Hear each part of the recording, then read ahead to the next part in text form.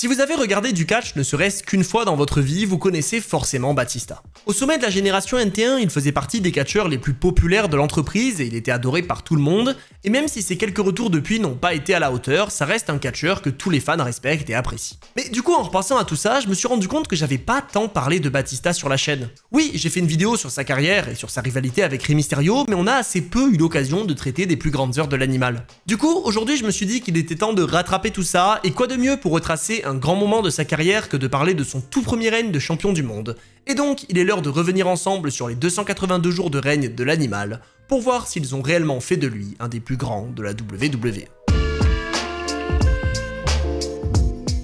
Petit message très rapide avant de commencer, pour tous ceux qui veulent me voir pendant le week-end des Clash in Paris, je serai présent sur le magasin éphémère Mattel et Smith Toys le samedi 30 août au centre commercial Les 4 Temps à La Défense, et j'espère vous croiser nombreux parce que c'est une occasion très cool de discuter ensemble juste avant Clash in Paris. En plus, à 15 h avant la séance dédicace, j'enregistrerai une émission avec Christophe Ajus et Philippe Chéreau avec une grosse surprise au programme, donc j'espère vous voir nombreux. Et sur ce, revenons en 2005 et parlons du premier règne de champion du monde poids lourd de Batista. Cette histoire, elle commence en janvier 2005 lors du Royal Rumble. A l'époque, Batista fait partie de l'Evolution, un clan qui domine la WWE depuis déjà un bon moment, et justement, le champion du monde à ce moment-là, c'est nul autre que le leader de ce groupe, Triple H. Donc forcément, quand Batista vient à bout de 29 adversaires dans le Royal Rumble pour obtenir un match contre le champion de son choix sur la plus grande scène du monde, The Game panique un peu. Il n'a évidemment aucune envie que son élève le choisisse et il va donc se donner corps et âme pour lancer une rivalité entre Batista et JBL, le champion de la WWE, sauf que malheureusement, ça ne va pas marcher du tout. Très vite, le vainqueur du Royal Rumble comprend ce que son mentor essaye de faire, et donc dans un segment qui a marqué tous les fans de l'époque, il choisit de l'affronter à WrestleMania et l'attaque pour devenir un grand favori des fans. Parce que oui, c'est vraiment ça qui va caractériser ce premier règne de champion pour Batista. À l'époque, il est adoré par la foule et vous allez voir que le fait de gagner la ceinture ne va faire qu'augmenter cette popularité. Du coup, vous l'aurez compris, c'est dans le main event du plus grand événement de la WWE que Batista va surpasser son mentor, et avec ça, il remporte le titre principal de Raw pour lancer son premier règne de champion en solo, et pour de bon propulser sa carrière. On arrive donc au Raw suivant WrestleMania qui officialise le début du règne de l'animal et qui confirme aussi que sa rivalité avec Triple H n'est pas terminée, puisque l'ancien champion débarque très tôt dans la soirée pour annoncer qu'il exige une revanche pour la ceinture. Et en l'occurrence, si les fans sont aussi contents de voir Batista avec le titre, c'est pas pour rien. À l'époque, ça fait très longtemps que Triple H domine le show rouge et qu'il bat chacun de ses challengers, et si aujourd'hui cette période est appelée le règne de la terreur de Triple H, bah c'est pas pour rien. Du coup, quand Batista fait son entrée dans le dernier segment de la soirée, les fans sont ultra heureux parce que sa victoire marque enfin un changement majeur dans le programme, et en plus il participe au lancement d'une nouvelle ère, puisque malgré son âge, Batista reste un catcheur qui a débuté récemment, et qui représente donc la nouvelle génération aux côtés de John Cena. D'ailleurs, si le champion est venu au ring, c'est certes pour répondre aux questions de Jim Ross, mais surtout pour se battre, puisqu'après avoir entendu les mots de Triple H plus tôt dans la soirée, Batista annonce qu'il est prêt à l'affronter, et ça aussi ça change pas mal de ce qu'on voyait quelques mois plus tôt. Cette interview de Batista lui permet donc de s'établir comme un champion combatif, puisqu'il parle aussi de Edge qui a remporté la mallette Money in the Bank la veille et qui donc peut avoir un match de championnat à tout moment, et il précise qu'il n'a peur de personne en mettant au défi quiconque de venir lui prendre son titre. En l'occurrence, Triple H va très vite répondre à cette provocation puisqu'il fait son entrée pour partir à la lutte avec l'animal, mais ce soir Batista est encore trop fort pour lui et il l'envoie à l'extérieur pour le forcer à fuir. Dans tout ça, on sent que l'ancien champion est extrêmement frustré et il va d'ailleurs immédiatement lancer un défi pour un match la semaine suivante, sauf qu'évidemment Triple H reste fidèle à lui-même et il déclare que le défi n'est pas lancé au champion du monde, mais bien à Jim Ross, le commentateur du show. Vous vous en doutez, l'objectif de Triple H dans tout ça c'est de rentrer dans la tête de son rival et de l'affaiblir en vue de leur match revanche, mais évidemment à l'époque Batista est au sommet du monde et les plans du game sont voués à l'échec. La semaine suivante, alors qu'il détruit Jim Ross depuis de nombreuses minutes dans leur match, Triple H est surpris par l'arrivée du champion du monde qui se débarrasse de Ric Flair avant de le passer à tabac avec une chaise dans le ring, pour finalement placer le corps inerte du commentateur sur celui de son rival, et lui offrir alors une défaite extrêmement humiliante. Tout ça rend donc officiel le prochain rendez-vous entre Triple H et Batista puisque la WWE annonce que la première défense de l'animal aura lieu dans une semaine lors de Backlash, et The Game profite alors de l'occasion pour s'en prendre à son adversaire avec un pedigree à quelques jours du pay-per-view, ce qui lui redonne un léger avantage dans cette rivalité. Et d'ailleurs, le pedigree, la prise de finition de Triple H, c'est totalement le point central de cette revanche, parce que le challenger prétend que s'il réussit à placer cette prise, il est garanti de reprendre la ceinture, et c'est donc très confiant qu'il s'avance au ring lors de Backlash pour affronter son ancien élève. Bon, vous vous en doutez, cette confiance elle est pas très utile, parce qu'à l'époque Batista a largement surpassé Triple H, autant en termes de popularité que de crédibilité, et donc même s'il prend un léger avantage pour ouvrir la rencontre, The Game panique très vite lorsqu'il se retrouve en position pour la Batista Bomb. Avec ça, on a quand même un match assez intéressant ce soir-là, et d'ailleurs c'est un style de combat qu'on voit plus trop aujourd'hui je trouve, parce que là on sent vraiment que le premier finisher peut mettre un terme au combat, et donc les deux hommes vont mettre un énorme accent là-dessus. Triple H tente lui aussi très vite de placer son pedigree, mais il est envoyé à l'extérieur où il reprend l'avantage avec un spinebuster sur la barricade,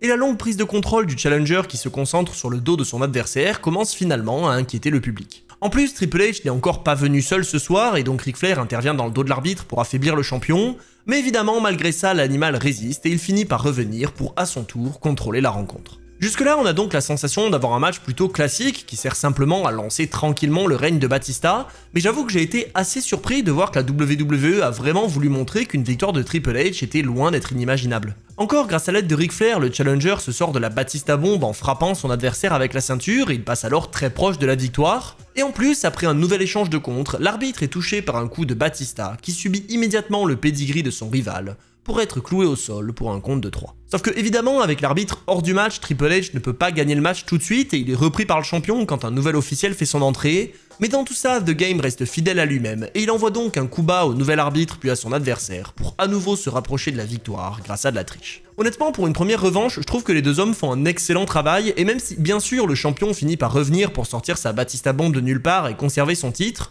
on a quand même le doute jusqu'au dernier moment et c'est plutôt bien raconté. Parce que avec ça, la WWE va accomplir plusieurs choses. Déjà, Batista conserve son titre et confirme sa position de nouveau numéro 1 du côté de Raw, mais pour autant, sa rivalité avec Triple H ne se termine pas, étant donné qu'il est quand même passé très proche de la défaite et qu'il n'a été sauvé que par l'absence d'arbitre dans le ring. Pour confirmer ça, on retrouve les deux rivaux dès la semaine suivante, puisqu'alors que Triple H affronte Chris Benoit dans le tournoi pour couronner un nouveau challenger au titre de Batista, l'animal débarque en profitant encore d'un arbitre KO pour coûter la victoire à son rival, et l'empêcher donc de le défier une fois de plus pour la ceinture. Évidemment, Triple H refuse d'accepter cette situation et il exige une revanche dès la semaine suivante, mais si Batista prend tout ça à la légère et qu'il se moque de son rival en lui disant qu'il n'est juste pas assez fort, la situation va très vite prendre une autre tournure. Face à un jeune catcheur beaucoup trop confiant, Triple H remet les choses au clair en disant que Batista ne l'a pas encore battu de manière décisive dans un match sérieux et important, et il rappelle qu'avec son palmarès et son statut de vétéran, il est un véritable outil de mesure pour la nouvelle génération. Sauf que The Game ne s'arrête pas là. En voyant que Batista ne réagit toujours pas à son discours, il annonce qu'il se retire de la WWE, et il ajoute que le règne du champion est désormais voué à l'échec, puisqu'à ses yeux l'animal a besoin de lui pour finalement s'établir en tant que numéro 1. De son côté, Batista ne réagit toujours pas, il se moque encore de son rival et célèbre avec sa ceinture, et puisque 2 semaines plus tard, Edge vient à bout de Kane pour remporter le tournoi Gold Rush, l'animal doit se concentrer sur sa prochaine défense de titre, qui est prévue pour le Raw du 23 mai. Évidemment, face à Mr. Money in the Bank, Batista ne tremble pas, il reste concentré et résiste malgré la triche de son adversaire, et finalement il le couche avec sa Batista Bomb pour lui river les épaules, et continuer son règne de champion du monde poids lourd. Sauf que vous vous en doutez, Batista est encore très loin d'être tiré d'affaire. Immédiatement après sa victoire, il est trahi par Ric Flair qui s'était de nouveau allié à lui suite au départ de Triple H, et justement The Game fait son retour avec son sledgehammer pour s'en prendre au champion du monde, et le forcer à conclure cette rivalité. Avec l'aide de Ric Flair, The Game est tout simplement invincible et il détruit le champion du monde jusqu'à lui ouvrir le crâne, avant de finalement le défier à un dernier match en Hell in a Cell, puis de le coucher avec un pedigree sur la ceinture, pour clôturer cet épisode de Raw. Furieux de cette attaque et déterminé à prouver à son rival qu'il peut lui aussi aller très loin dans la violence, Batista va massacrer Daivari et Muhammad Hassan la semaine suivante, et c'est d'ailleurs aussi ce soir-là que l'animal introduit sa nouvelle musique d'entrée, puisqu'il débarque avec l'incroyable I Walk Alone qu'il gardera jusqu'à la fin de sa carrière. Alors, dit comme ça peut avoir l'air d'être un détail, parce que c'est juste une nouvelle musique d'entrée, mais pour moi ça a beaucoup joué dans la popularité de Batista, parce que franchement cette musique elle est juste exceptionnelle. Entre ça, la mitraillette pendant son entrée, et le fait que la ceinture lui aille comme un gant, c'est impossible de ne pas voir que le champion du monde est une véritable star, et donc avec tout ça on peut se diriger vers l'épisode du 6 juin 2005 pour signer le contrat du dernier match entre les deux rivaux. Cette dernière rencontre, elle est extrêmement importante puisqu'elle se déroulera en Hell in a Cell, un type de combat dans lequel Triple H est invaincu à ce moment-là, et c'est donc dans une tension immense que les deux adversaires signent le contrat pour se diriger vers Vengeance 2005. Avec tout ça, on sent vraiment que cette rivalité va prendre fin pour de bon dans la cage, puisque Triple H commence déjà à se diriger vers d'autres histoires, et même s'il revient attaquer Batista à une semaine de leur rencontre, tout indique qu'il va perdre le match pour envoyer l'animal au sommet de la WWE et l'entraîner dans de nouvelles histoires. Et c'est précisément ce qui va se passer. Alors, je vais pas vous détailler le match en cage à Vengeance, parce que j'ai déjà dédié une vidéo à ce pay-per-view il y a quelques temps, mais il faut quand même comprendre que c'est ce soir-là que Batista va vraiment confirmer sa position de numéro 1, et qu'il s'établit définitivement en tant que champion de Raw. Parce que oui, Triple H n'exagérait pas quand il disait qu'il était un outil de mesure pour la génération suivante, et le fait que Batista survive contre lui dans ce violent Hell in a Cell pour s'accrocher à son titre, c'était un moyen de confirmer qu'il était digne de la place de numéro 1. En plus, après le match, les deux rivaux vont échanger une poignée de main et un câlin dans un segment diffusé en exclusivité sur le site de la WWE, et c'était donc clair que la rivalité était terminée et que l'animal avait passé le test haut la main. Du coup, si WrestleMania était une première étape pour Batista et que Backlash lui avait permis de s'accrocher à son titre, Vengeance est vraiment le pay-per-view qui permet à l'animal de lancer définitivement son règne, puisqu'après cette victoire très importante, il peut se diriger vers une histoire totalement différente. Et cette histoire, elle est d'ailleurs tellement différente qu'elle ne va même pas avoir lieu dans le même show. Parce que oui, si je vous parle de Batista en tant que champion du monde poids lourd, il y a de très grandes chances que vous me parliez des grandes heures de l'animal du côté de SmackDown, et c'est tout à fait normal. 3 jours à peine après Vengeance et alors que JBL est convaincu d'être devenu le nouveau champion du show bleu en finale d'un match à élimination, on apprend que Bradshaw a en fait simplement gagné le droit d'affronter le véritable nouveau champion de SmackDown, l'animal Batista. Et oui, quelques semaines plus tôt, John Cena, le champion de la WWE, avait été transféré vers Raw dans le cadre de la draft, et donc c'était logique que SmackDown réponde en récupérant le champion poids lourd, qui peut alors faire son entrée pour confronter son prochain challenger et démarrer une toute nouvelle histoire. On se retrouve alors au SmackDown du 7 juillet 2005, à 2 semaines du Great American Bash où JBL et Batista se feront face pour la ceinture, et la rivalité se lance pour de bon en plein milieu de la soirée, puisque l'animal débarque pour coûter à JBL son match contre le Blue Mini, et prendre alors un ascendant majeur dans cette histoire. Et d'ailleurs, c'est vraiment ça qui va caractériser le règne de Batista du côté de SmackDown. On le voit très bien dans le main event quand il affronte et qu'il bat Christian en moins de 10 minutes, Batista est juste trop fort pour ses adversaires. Et si on était un peu habitué à avoir des champions face mis en difficulté contre des challengers plus forts qu'eux, là on avait une situation extrêmement différente. Batista était vraiment le numéro 1 de SmackDown et personne ne lui arrivait à la cheville, et tout ça on va clairement le voir tout au long de sa rivalité contre JBL. Justement, après sa victoire contre Christian, l'animal se débarrasse facilement de son challenger et de son associé Orlando Jordan, qu'il écrase avec sa Batista bombe, et dès la semaine suivante, il vient à bout de ce dernier malgré les interventions de JBL, pour à nouveau montrer qu'il est largement au-dessus du reste du roster. Alors oui, JBL va quand même marquer un petit point juste après, puisqu'il surprend son adversaire après son match et le couche avec une clothesline from hell avant de célébrer avec la ceinture, mais honnêtement, à l'époque, personne ne voit Bradshaw repartir avec le titre lors du Great American Bash. Et ça, c'est encore plus évident à 3 jours à peine du pay-per-view. L'épisode de SmackDown ce soir-là se conclut par un discours de JBL qui accuse les Américains d'être des lâches comme Batista, qui selon lui a refusé de l'affronter à WrestleMania par simple peur, et qui annonce que lors du Great American Bash, il viendra à bout de l'animal pour effacer cet affront et remporter le titre de champion du monde poids lourd. Évidemment, ce discours il finit par attirer Batista, qui n'a clairement pas l'intention de laisser son rival célébrer une victoire qu'il n'a pas encore obtenue, et il va donc se moquer de JBL avant d'écraser Orlando Jordan avec un Spinebuster pour encore une fois prendre l'avantage à quelques jours de sa prochaine défense de titre. Et justement, vous allez voir que cette défense, elle va pas du tout se passer comme prévu. Parce que si JBL fait son entrée très confiant et déjà prêt à célébrer sa victoire et qu'il est rejoint par un animal en pleine forme qui est déterminé à s'accrocher à son titre en écrasant son rival, c'est pas exactement ce qui va se produire. Déjà, même si le match en soi n'est pas horrible et qu'on a de nombreux passages à l'extérieur qui vont faire augmenter la violence, il reste nettement moins bon que les affrontements entre Triple H et Batista, et donc forcément aujourd'hui on s'en rappelle beaucoup moins. La longue domination de JBL ralentit énormément le rythme et finalement le seul intérêt de cette rencontre c'est d'organiser une revanche, puisqu'alors que l'arbitre est encore mis KO,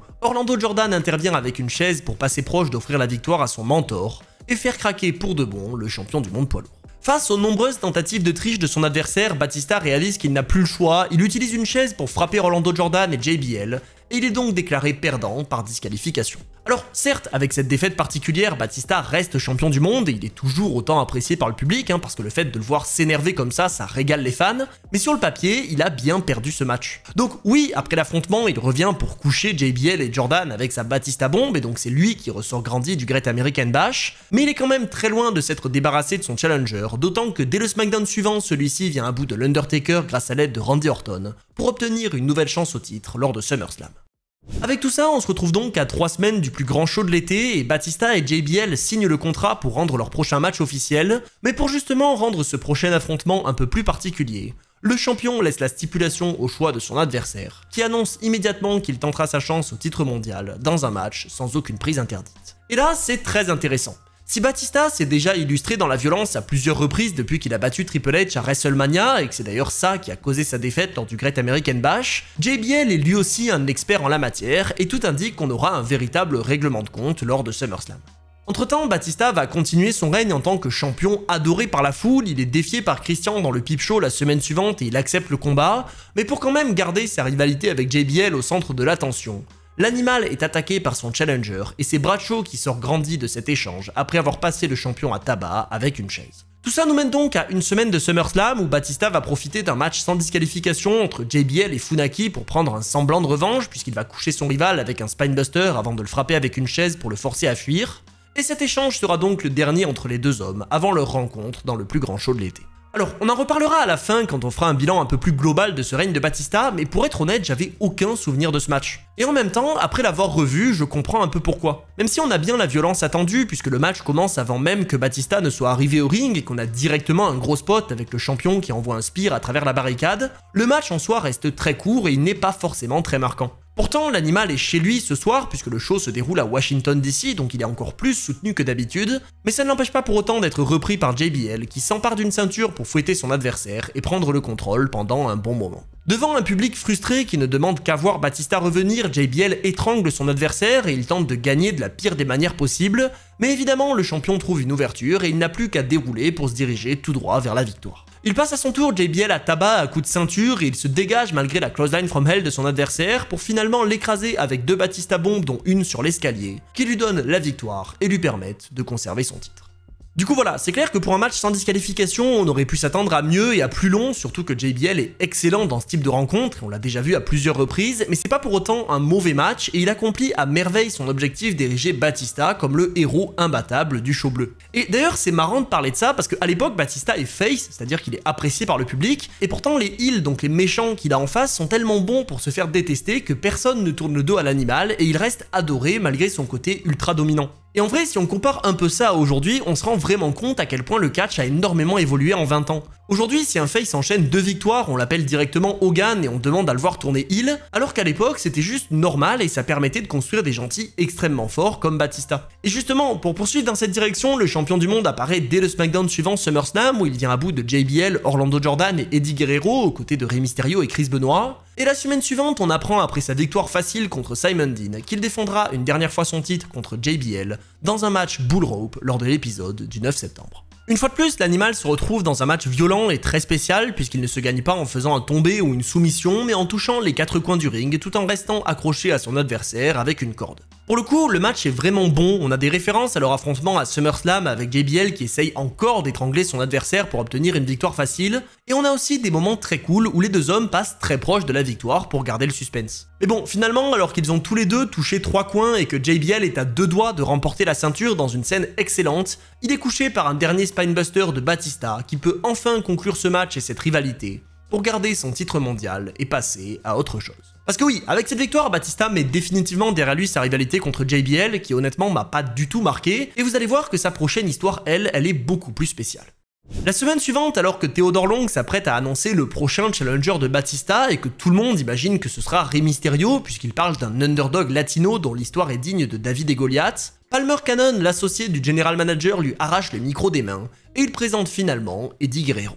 En un instant, le Latinoid devient donc le challenger numéro 1 au titre de SmackDown alors qu'il a pourtant perdu son grand match contre Rey Mysterio lors de SummerSlam, et cette histoire va rapidement devenir très intéressante. Eddie commence directement à se livrer sur ses démons et ses addictions, et il parle notamment de son addiction pour la manipulation qu'il a particulièrement développée dans sa rivalité contre son ancien meilleur ami, mais très vite, il change de ton pour parler de sa toute nouvelle addiction, l'honneur. Alors qu'il semblait avoir totalement changé en tournant le dos aux fans, Eddie cherche visiblement à se racheter ce soir-là puisqu'il dit qu'il veut faire le bien, et il ajoute qu'il a un profond respect pour le champion et qu'il a hâte de proposer le meilleur match de catch de l'histoire lors de nos... Guerrero ajoute qu'il ne veut plus de haine et qu'il s'est totalement détaché de ce sentiment, et il annonce même vouloir devenir ami, voire même meilleur ami, avec le champion du monde poids lourd. Étonnamment, Batista va accepter la proposition et il refuse la poignée de main de son futur adversaire en disant que les amis ne se serrent pas la main mais qu'ils se prennent dans les bras, et avec tout ça, Eddie lui-même semble très perturbé. Parce que, vous le voyez, le début de cette histoire, il est quand même très particulier. On sent tous que Eddie Guerrero cherche simplement à manipuler Batista pour l'attendrir et le battre facilement lors de No Mercy, mais en même temps, on comprend pas trop pourquoi Batista accepte si facilement de devenir ami avec lui.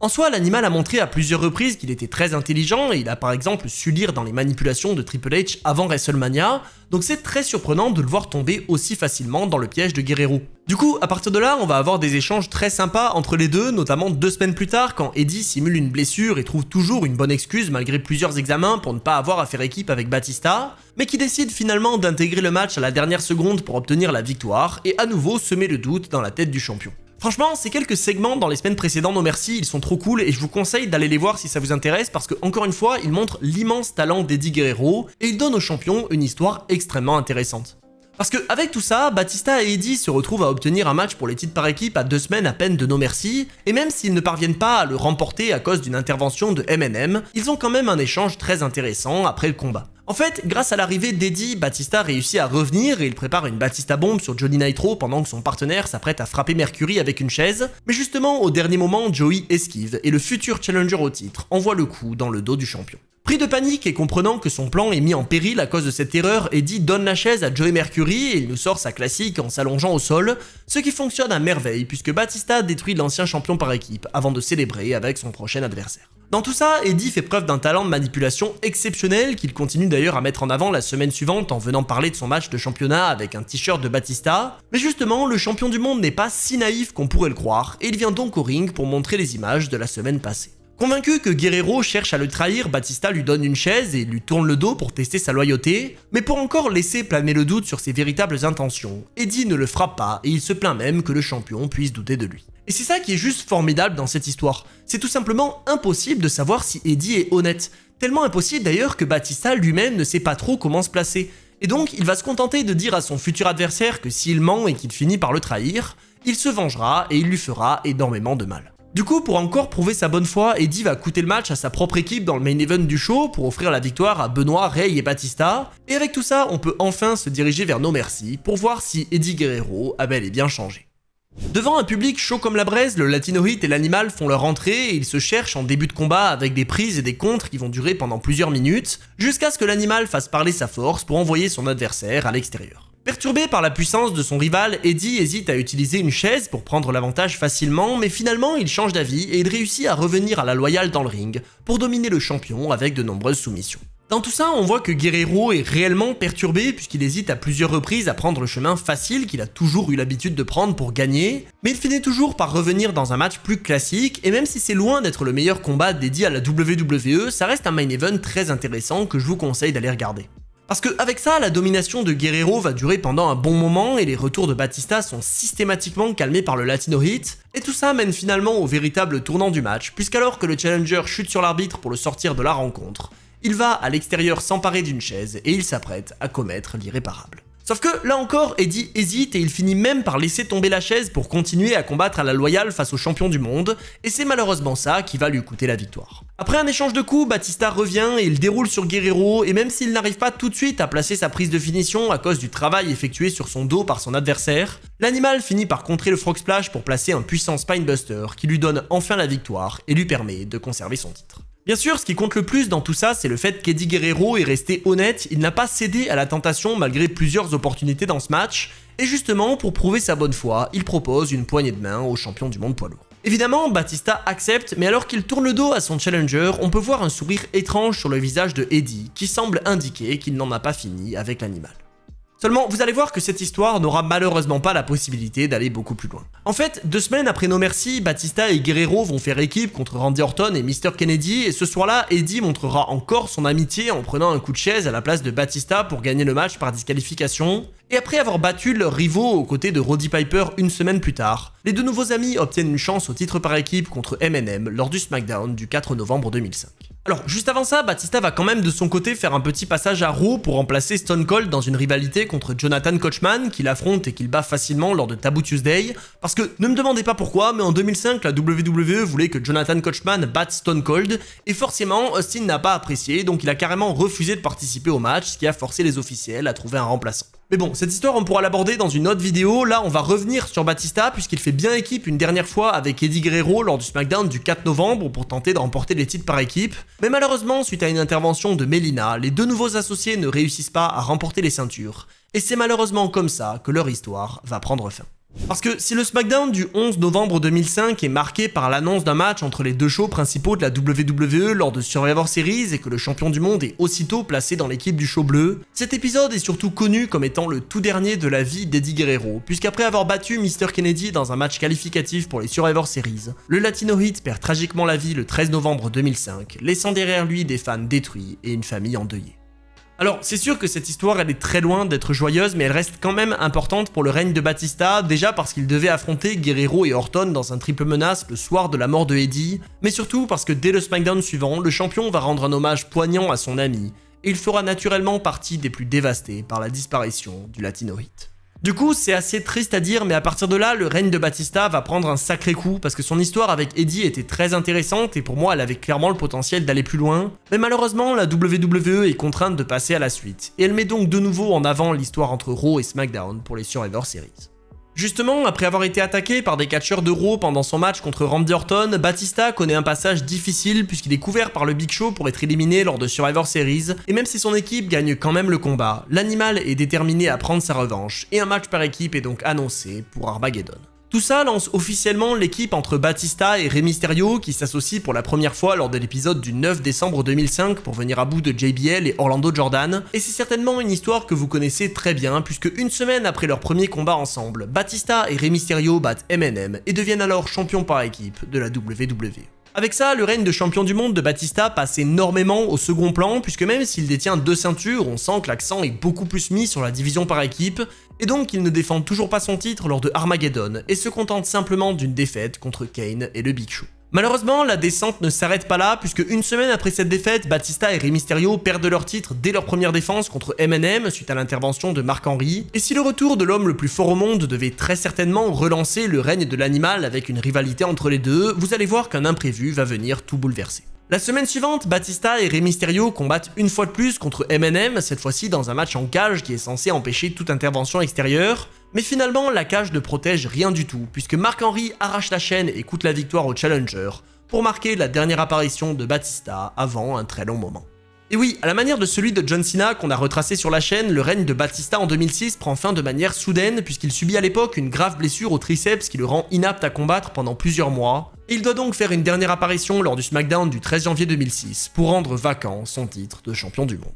Alors, dans tout ça, j'ai omis quelques détails, comme cette histoire bizarre dans laquelle Melina accuse Batista d'agression sexuelle dans la rivalité contre MNM, ou encore le fait que Mark Henry ait dû réellement arracher le cadenas de la cage, parce que le gars qui devait commencer à couper la chaîne pour la fragiliser avait oublié de le faire. Et du coup, pour être honnête, en revenant sur cette histoire, je me suis rendu compte qu'à part la victoire et la rivalité contre Triple H, le tout premier règne de Batista était pour moi beaucoup moins marquant que son second avec la rivalité contre l'Undertaker. Alors oui, l'histoire avec Eddie est très cool, mais malheureusement elle s'arrête beaucoup trop vite, et donc même si les premiers matchs sont très bons et que l'ascension de Batista à l'époque est juste excellente, j'avoue que ce premier règne n'est finalement pas si exceptionnel que ça. Mais justement, c'est ça qui est fou. Même sans avoir un règne historique, Batista a réussi à s'établir comme un des plus grands catcheurs de la WWE et surtout comme un immense favori du public. Pendant que les fans tournaient petit à petit le dos à John Cena, Batista lui restait extrêmement soutenu, et avec ça, je me demande si finalement le fait de le lancer dans la division par équipe en plein milieu de son règne, c'était pas la meilleure idée possible. Déjà, ça calmait un peu son côté ultra dominant parce qu'il subit quand même pas mal de défaites à l'époque, mais en plus ça raconte une histoire différente, et même si le sujet principal c'est bien sûr pas son titre mondial,